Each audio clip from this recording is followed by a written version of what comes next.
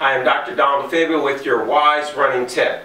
Everybody knows that running, you need a nice stride length, a good efficient stride length. We also know you want to land underneath yourself with your stride length. You don't want to be landing way out front.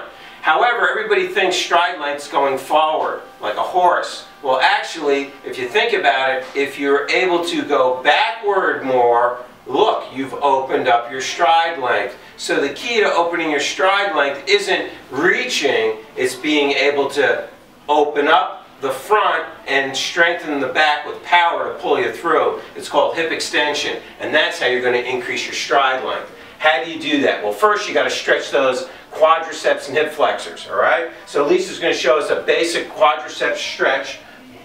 Kneeling position, drive the hips forward, you're getting a nice stretch in the quad, and then reach up and over. Great classic stretch. Hold it for 30 seconds, 3 times. You can also, come on up a little bit, you can also do this standing quad stretch or pure hip flexor stretch we did in the on the cool down section. Setting the butt down, driving the knee forward, and pulling this way, where you can get a little stretch right in through the hip flexor. So you get the quadriceps and you get the hip flexors. That's going to open up the front. Great, thanks for getting the ball, Lisa.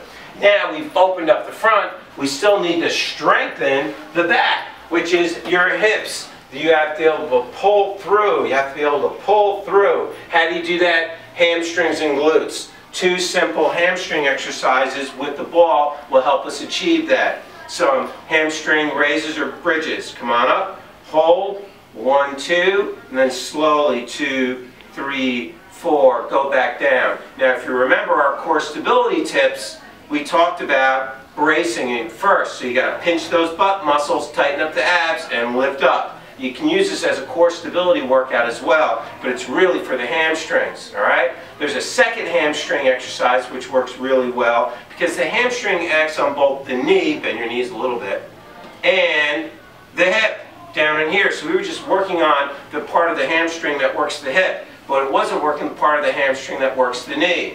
You can do both with this next exercise. Bridge up, and then do a hamstring curl. So now you're working the complete hamstring muscle, all right? It's very important to strengthen those hamstrings to have better hip extension. If you have better hip extension, you'll have better stride length and your foot's still landing in front of you. Because when you're landing out here, it's going to create a whole bunch of problems. So let's avoid injury, let's increase your stride length, and you can run like the wind on your Mother's Day 5K at the YMCA.